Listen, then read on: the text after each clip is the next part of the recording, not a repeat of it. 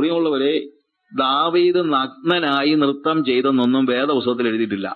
വേദപുസ്തകത്തിൽ എഴുതിയിരിക്കുന്നത് അവൻ രാജവസ്ത്രം, ശരിക്കും പറഞ്ഞു കഴിഞ്ഞാൽ അതാണ്, രാജവസ്ത്രം ഉരിഞ്ഞു മാറ്റിവെച്ചു. അതായത് അവൻ പെട്ടകത്തിന്റെ മുമ്പിൽ ആളുകൾ നൃത്തം ചെയ്യുന്നത് കണ്ടപ്പോൾ അവരോട് കൂടെ കൂടാൻ നോക്കിയപ്പോൾ അവൻ എന്ത് ചെയ്തിരിക്കുകയാണ്? അവന്റെ ഇന്നർ ഗാർമെന്റിന്റെ മുകളിൽ അവന് ഓവർ ഇത് റോയൽ ഗാർമെന്റ് ഇട്ടിട്ടുണ്ട്.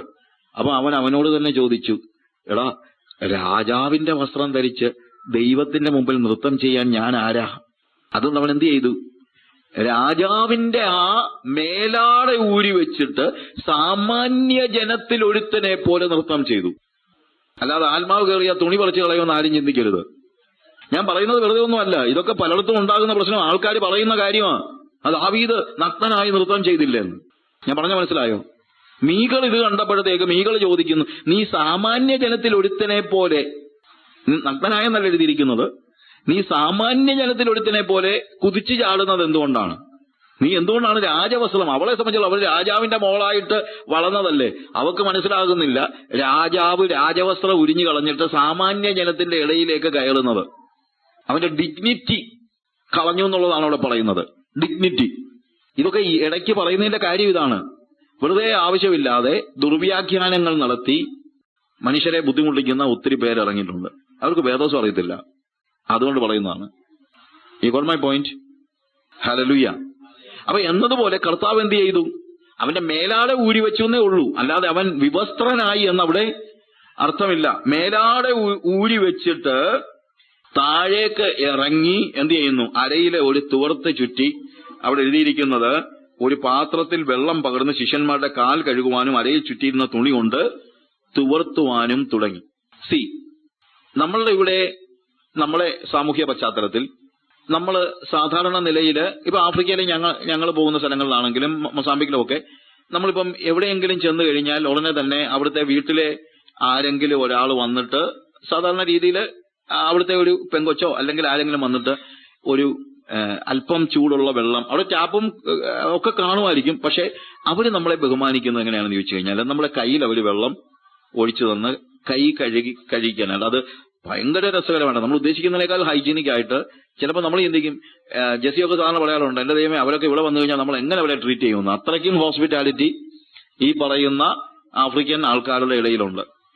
അപ്പൊ അവര് ആദ്യം വന്നിട്ട് നമുക്ക് അല്പം വെള്ളം ഒഴിച്ചിട്ട് പിന്നെ ലിക്വിഡ് സോപ്പ് ഒരു സ്വല്പം ഒന്ന് ഒഴിച്ചിട്ട് എന്നിട്ട് പിന്നെയും വെള്ളം ഒഴിച്ച് നമ്മൾ കൈ കഴുകി കഴിയുമ്പോൾ ഒരു ബഞ്ച് ടിഷ്യൂ എടുത്ത് നമ്മുടെ കൈ തന്ന് നമ്മൾ തുടച്ചു കഴിയുമ്പോൾ വേറൊരു പാത്രം കൊണ്ട് വരും ആ ടിഷ്യൂ ഇടാനായിട്ട്.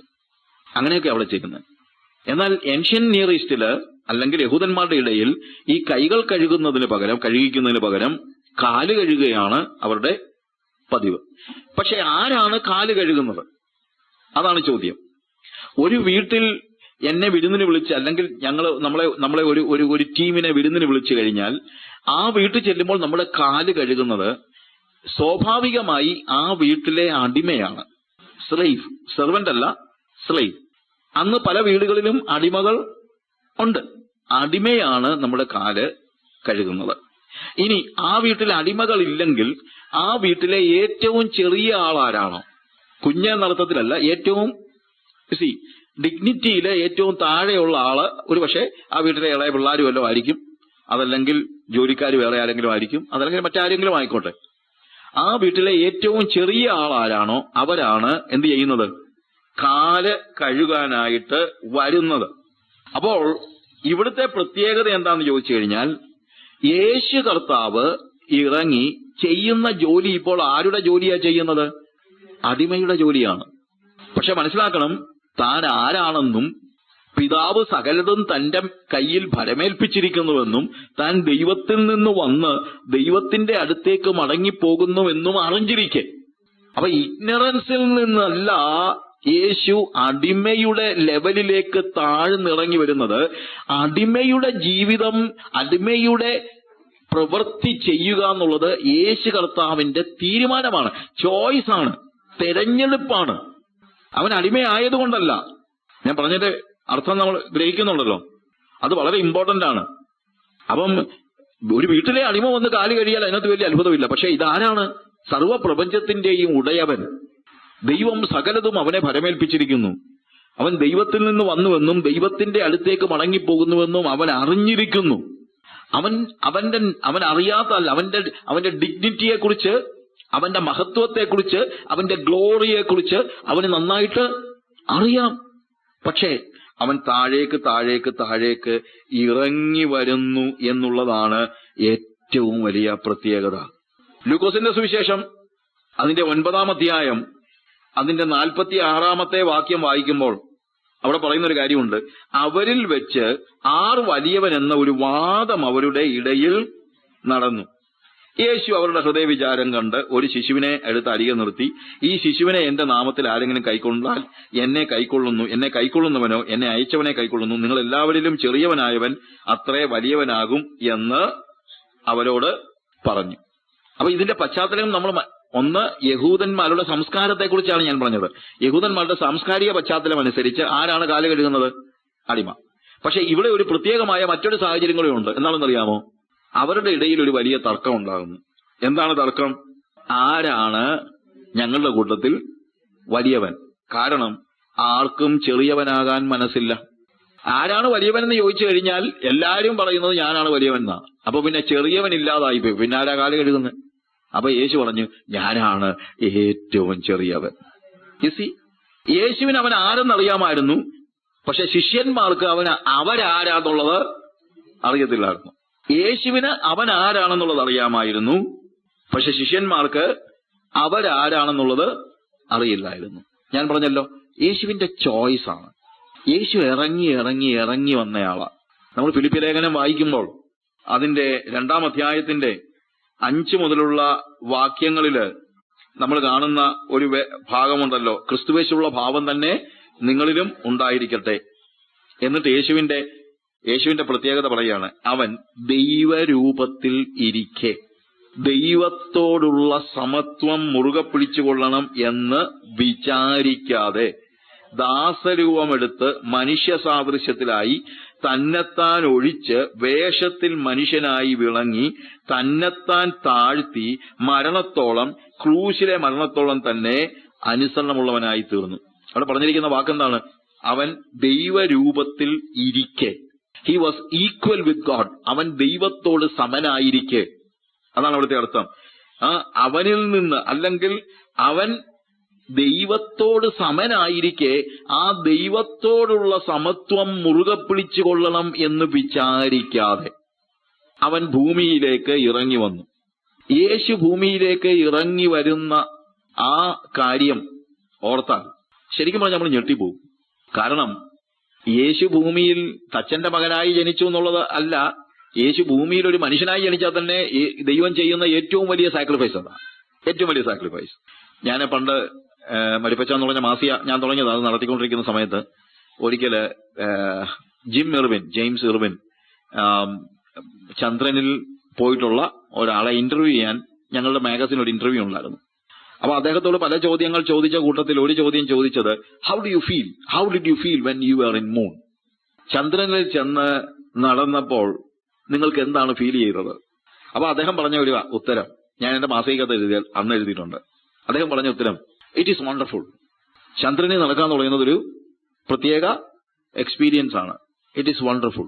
പക്ഷെ അദ്ദേഹം പറഞ്ഞൊരു വാചകമുണ്ട്, but when I look God walking on earth, it is nothing that man walking on moon. എടാ, ദൈവം ഭൂമിയിൽ ഇറങ്ങി നടന്നത് വെച്ച് ആലോചിക്കുമ്പോൾ മനുഷ്യൻ ചന്ദ്രനിൽ നടന്നെന്ന് പറയുന്നത് വലിയ കാര്യമൊന്നുമല്ല. കാരണം നമുക്ക് വിശ്വസിക്കാൻ പറ്റുന്നില്ല. എന്ത്? ദൈവം നമ്മളെ രക്ഷിക്കുവാൻ വേണ്ടി ഈ ഭൂമിയിലേക്ക് ഇറങ്ങി വന്നു എന്ന് പറയുന്നത്. അതിനോട് താരതമ്യം ചെയ്യാനായിട്ട് യാതൊന്നുമില്ല. ചിലപ്പോൾ ആളുകൾ എന്നോട് ഇങ്ങനെ പറയും, എന്നാലും സാജിബുളകൾ ആഫ്രിക്ക പൊക്കളഞ്ഞല്ലോ, വലിയൊരു ത്യാഗമാണ് ചെയ്തത്. ഞാൻ പറഞ്ഞു, സ്വർഗത്തിൽ നിന്ന് യേശു ഭൂമിയിലോട്ട് വന്നില്ല, പിന്നെ അതിനേക്കാളും വലുതാണോ ഇന്ത്യയിൽ നിന്ന് ഞാൻ ആഫ്രിക്കയ്ക്ക് പോകുന്നത്? ഇതൊന്നും ഒരു ത്യാഗമല്ല. കർത്താവിന്റെ ത്യാഗം, കർത്താവിന്റെ ഹ്യൂമിലിറ്റി വെച്ച് നോക്കുമ്പോൾ ഇതൊന്നും ഒരു ത്യാഗം അല്ല എന്ന് നമ്മൾ മനസ്സിലാക്കണം. അവൻ ദൈവത്തോടുള്ള സമത്വം മുറുകെ പിടിച്ചു കൊള്ളണമെന്ന് വിചാരിക്കാതെ താഴോട്ട് ഇറങ്ങി വരികയാണ്. ദാസരൂപമെടുത്ത് മനുഷ്യ സാദൃശ്യത്തിലായി, അഥവാ മനുഷ്യനായി എന്ന് മാത്രമല്ല, അവൻ ഒരു അടിമയായി. He was coming down and down and down and down. അത് അവന്റെ ചോയ്സാണ്.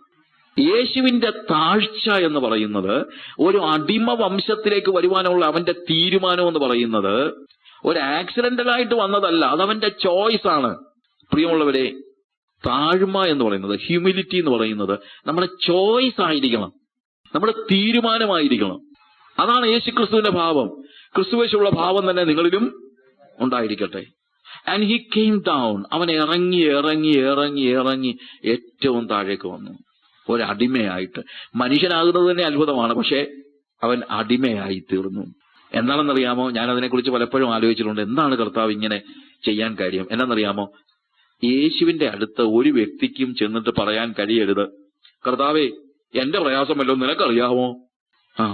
നമ്മൾ ചിലപ്പോൾ ആളുകൾ പറയുമല്ലോ, അങ്ങേർക്ക് ഇതുവല്ലോ അറിയാമോ? അങ്ങേര് സിൽവർ സ്പൂണുമായിട്ട് ജനിച്ചു, നമ്മുടെ പട്ടിണിയോ വല്ലോ അങ്ങേർക്ക് അറിയാമോ? പക്ഷേ യേശു എല്ലാ ജീവിത സാഹചര്യങ്ങളിലൂടെയും കടന്നുപോയി. എന്തിനാ? എല്ലാവർക്കും അവൻ അപ്രോച്ചബിൾ ആകാനായിട്ട്. യേശുവിന്റെ അടുത്ത് ഒരാൾക്കും ചെന്നിട്ട് പറയാൻ പറ്റില്ല, യു ഡോണ്ട് അണ്ടർസ്റ്റാൻഡ് മീ. കർത്താവേ നീ വിഷം പറഞ്ഞിട്ടുണ്ടോ? ഉണ്ട്, പല പ്രാവശ്യം പറഞ്ഞിട്ടുണ്ട്. ഒന്നാമത് പിശാച് അവനെ പരീക്ഷിക്കുന്നതന്നെ അവന് വിശന്നപ്പോഴാണ്. അത് തന്നെയല്ല, പിന്നൊരിക്കൽ വന്നപ്പോൾ അത്തിപ്പഴത്തിൽ ഒരു കായെങ്കിലും കിട്ടുമെന്ന് അവൻ ആഗ്രഹിച്ചു, കിട്ടിയില്ല. അന്ന് രാത്രി വിശന്ന വയറുമായിട്ട് അവൻ കിടന്ന് തുടങ്ങിയത്. അവൻ കൽപ്പിച്ചിരുന്നെങ്കിൽ 1000 കിലോമീറ്റർ ദൂരെ നിന്ന് പഴുത്ത അത്തിപ്പഴം അവന്റെ തൊണ്ടയ്ക്ക് വന്ന് കയറിയനെ. യേശുവിന്റെ ഒരു പ്രത്യേകതയുണ്ട്, അവൻ അവന് വേണ്ടി ഒരു അത്ഭുതവും പ്രവർത്തിച്ചില്ല, മറ്റുള്ളവർക്ക് വേണ്ടി. അവൻ പ്രവർത്തിച്ച മുഴുവൻ അത്ഭുതങ്ങളും ആർക്ക് വേണ്ടിയാണ്? മറ്റുള്ളവർക്ക് വേണ്ടിയാണ്. അവൻ തനിക്ക് വേണ്ടി തന്നെ ഒരു അത്ഭുതവും അവൻ പ്രവർത്തിക്കുന്നില്ല. യുസി, നമ്മുടെ ആളുകൾ അങ്ങനല്ല. നമ്മുടെ ആളുകളെല്ലാം അവരവർക്ക് വേണ്ടിയാണ് നേടുവാൻ നോക്കുന്നത്, മറ്റുള്ളവർക്ക് വേണ്ടിയല്ല. അത് ക്രിസ്തുവിന്റെ ഭാവമല്ല. നമുക്ക് വേണ്ടി തന്നെ ജീവിക്കുന്ന അനുഭവം എന്ന് പറയുന്നത് ക്രിസ്തുവിന്റെ ഭാവമല്ല എന്ന് നമ്മൾ മനസ്സിലാക്കണം. കർത്താവ് ഒരു ചോയ്സ്, അവൻ ഇറങ്ങി ഇറങ്ങി ഇറങ്ങി വന്നു. നമ്മളെ ചിന്ത തന്നെ നമ്മൾ കയറി കയറി കയറി പോകുമെന്ന്. ഒറീസയിൽ സുവിശേഷ വേല ചെയ്തുകൊണ്ടിരുന്ന മർത്തോമ സഭയിലെ അഡ്വക്കേറ്റ് സൈറസ്, ചിലർക്കെങ്കിലും അദ്ദേഹത്തെ അറിയാമായിരിക്കും. അദ്ദേഹം ഞാനും ഒരിക്കൽ ട്രെയിനിൽ വന്നപ്പോഴത്തേക്ക് അദ്ദേഹം എന്നോട് ഇങ്ങനെ ഒരു കാര്യം പറഞ്ഞു, സജു നിങ്ങളെയൊക്കെ ഒരു ചിന്തയുണ്ട്, അല്ലെങ്കിൽ നിങ്ങൾ പഠിപ്പിക്കുന്നത്, നിങ്ങളെന്ന് അദ്ദേഹം ഉദ്ദേശിച്ചത് ഇവിടുത്തെ ഈ ബോണഗൈൻ ക്രിസ്ത്യൻസ് പഠിപ്പിക്കുന്ന അല്ലെങ്കിൽ ഇവിടുത്തെ പ്രോസ്പെരിറ്റി പ്രീച്ചേഴ്സ് പഠിപ്പിക്കുന്ന ഒരു കാര്യമാണ്. നീ ദൈവത്തിന് വേണ്ടി നിലകൊണ്ടാൽ ദൈവം നിന്നെ ഉയർത്തും. നീ നടന്ന് സുവിശേഷ വേല ചെയ്താൽ കർത്താവ് നിനക്കൊരു സൈക്കിൾ വരും. ഒരു സൈക്കിൾ ചവിട്ടി സുവിശേഷ വേല ചെയ്താൽ കർത്താവ് നിനക്കൊരു മോട്ടോർ ബൈക്ക് തരും. മോട്ടോർ ബൈക്ക് ഓടിച്ച് നീ സുവിശേഷ വേല ചെയ്താൽ ദൈവം നിനക്കൊരു കാറ് തരും. കാറിൽ നീ സുവിശേഷ വേല ചെയ്താൽ ദൈവം നിനക്കൊരു വാൻ തരും. വാനിൽ നീ ഒരു സുവിശേഷ വേല ചെയ്യുകയാണെങ്കിൽ ഒടുവിൽ നിന്നെ എപ്പോഴും പറത്തി നടത്തും. ഈ പറക്കുന്നതൊന്നും അത്ര വലിയ സുഖമൊന്നുമില്ല. ഇപ്പൊ പറക്കുമ്പോഴാണ് നമ്മൾ അറിയുന്നത്, അത് വേറെ കാര്യം. പക്ഷേ അദ്ദേഹം പറഞ്ഞ കാര്യം ഇതാണ്. പക്ഷെ യേശു തിരിച്ചായിരുന്നു.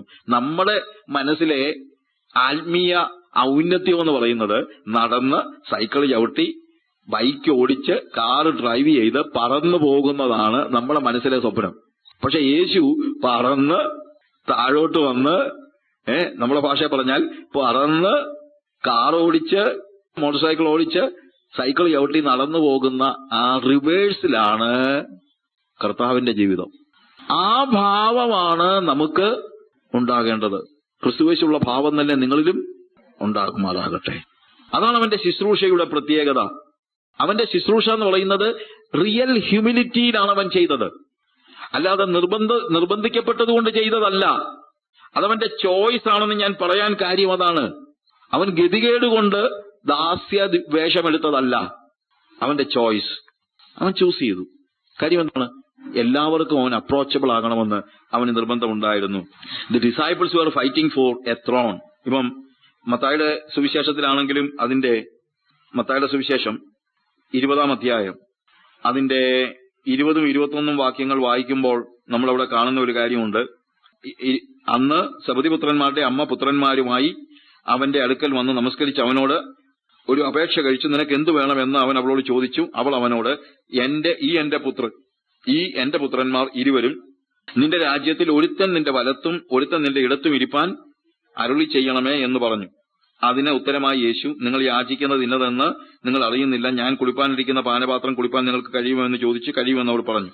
അവൻ അവളോട്, എന്റെ പാനപാത്രം നിങ്ങൾ കുടിക്കും നിശ്ചയമെങ്കിലും എന്റെ വലത്തും ഇടത്തും ഇരിപ്പാൻ വരൻ നൽകുന്നത് എന്റേതല്ല, എന്റെ പിതാവ് ആർക്ക് ഒരുക്കിയിരിക്കുന്നുവോ അവർക്ക് കിട്ടും എന്ന് പറഞ്ഞു. ശേഷം 10 പേർ അത് കേട്ടിട്ട് ആ 2 സഹോദരന്മാരോട് നീരസപ്പെട്ടു.